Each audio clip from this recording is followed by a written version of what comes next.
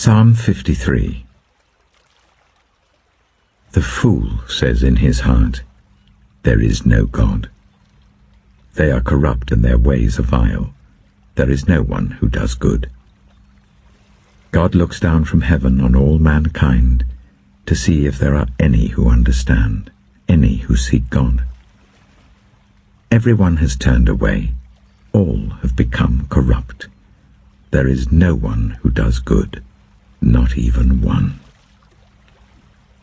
Do all these evildoers know nothing? They devour my people as though eating bread. They never call on God.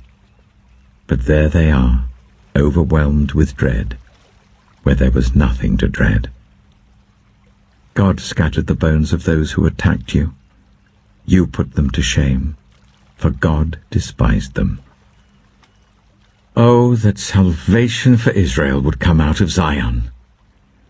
When God restores his people, let Jacob rejoice and Israel be glad. Proverbs chapter 17. Better a dry crust with peace and quiet than a house full of feasting with strife. A prudent servant will rule over a disgraceful son, and will share the inheritance as one of the family. The crucible for silver and the furnace for gold, but the Lord tests the heart. A wicked person listens to deceitful lips.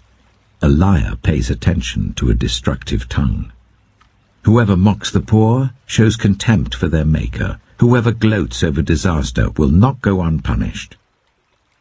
Children's children are a crown to the aged, and parents are the pride of their children.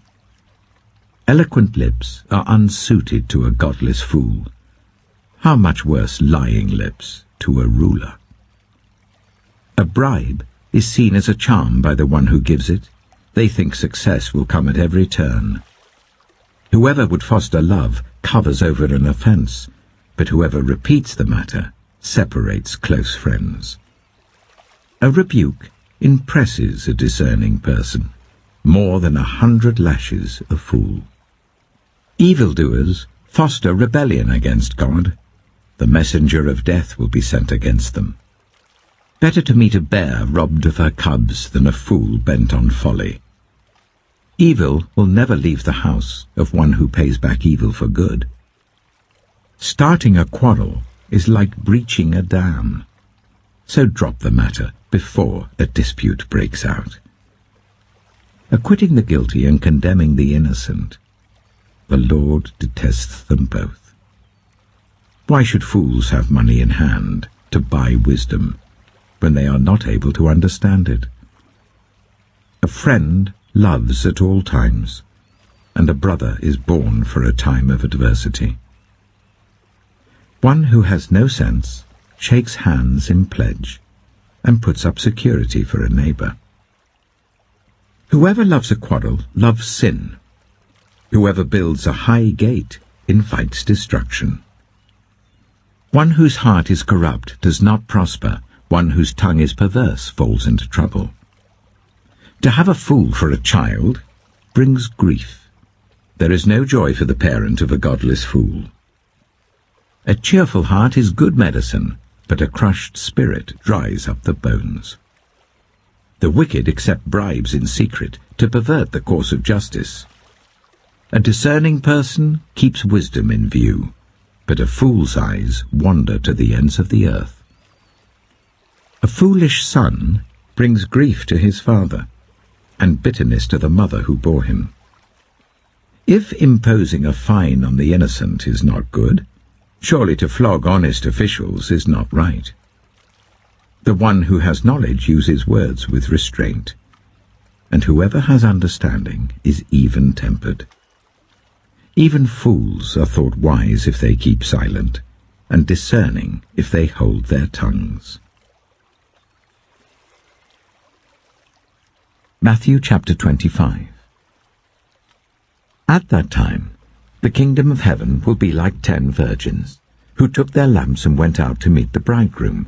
5 of them were foolish, and 5 were wise. The foolish ones took their lamps, but did not take any oil with them. The wise ones, however, took oil in jars along with their lamps. The bridegroom was a long time in coming, and they all became drowsy and fell asleep. At midnight the cry rang out, "Here's the bridegroom! Come out to meet him!" Then all the virgins woke up and trimmed their lamps. The foolish ones said to the wise, "Give us some of your oil, our lamps are going out." "No," they replied, "there may not be enough for both us and you. Instead, go to those who sell oil and buy some for yourselves."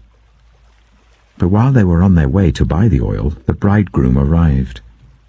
The virgins who were ready went in with him to the wedding banquet, and the door was shut. Later the others also came. "Lord, Lord," they said, "open the door for us." But he replied, "Truly I tell you, I don't know you. Therefore keep watch, because you do not know the day or the hour." Again, it will be like a man going on a journey, who called his servants and entrusted his wealth to them. To one he gave 5 bags of gold, to another 2 bags, and to another 1 bag, each according to his ability. Then he went on his journey. The man who received 5 bags of gold went at once and put his money to work, and gained 5 bags more. So also the one with 2 bags of gold gained 2 more. But the man who had received 1 bag went off, dug a hole in the ground, and hid his master's money. After a long time, the master of those servants returned and settled accounts with them. The man who had received 5 bags of gold brought the other 5. "Master," he said, "you entrusted me with 5 bags of gold. See, I have gained 5 more." His master replied, "Well done, good and faithful servant. You have been faithful with a few things. I will put you in charge of many things. Come and share your master's happiness." The man with 2 bags of gold also came. "Master," he said, "you entrusted me with 2 bags of gold. See, I have gained 2 more." His master replied, "Well done, good and faithful servant. You have been faithful with a few things. I will put you in charge of many things. Come and share your master's happiness." Then the man who had received 1 bag of gold came. "Master," he said, "I knew that you are a hard man, harvesting where you have not sown and gathering where you have not scattered seed. So I was afraid and went out and hid your gold in the ground. See, here is what belongs to you." His master replied, "You wicked, lazy servant. So you knew that I harvest where I have not sown and gather where I have not scattered seed? Well then, you should have put my money on deposit with the bankers, so that when I returned, I would have received it back with interest. So take the bag of gold from him, and give it to the one who has 10 bags. For whoever has will be given more, and they will have an abundance. Whoever does not have, even what they have, will be taken from them. And throw that worthless servant outside into the darkness, where there will be weeping and gnashing of teeth. When the Son of Man comes in his glory, and all the angels with him, he will sit on his glorious throne. All the nations will be gathered before him, and he will separate the people one from another, as a shepherd separates the sheep from the goats. He will put the sheep on his right and the goats on his left. Then the king will say to those on his right, "Come, you who are blessed by my Father, take your inheritance, the kingdom prepared for you since the creation of the world. For I was hungry, and you gave me something to eat. I was thirsty, and you gave me something to drink. I was a stranger, and you invited me in. I needed clothes, and you clothed me. I was ill, and you looked after me. I was in prison, and you came to visit me." Then the righteous will answer him, "Lord, when did we see you hungry and feed you, or thirsty and give you something to drink? When did we see you a stranger and invite you in, or needing clothes and clothe you? when did we see you ill or in prison and go to visit you?" The king will reply, "Truly I tell you, whatever you did for one of the least of these brothers and sisters of mine, you did for me." Then he will say to those on his left, "Depart from me, you who are cursed, into the eternal fire prepared for the devil and his angels.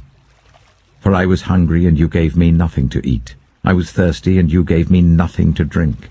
I was a stranger, and you did not invite me in. I needed clothes, and you did not clothe me. I was ill and in prison, and you did not look after me."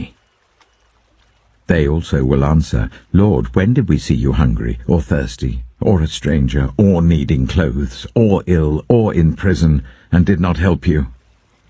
He will reply, "Truly I tell you, whatever you did not do for one of the least of these, you did not do for me." Then they will go away to eternal punishment, but the righteous to eternal life.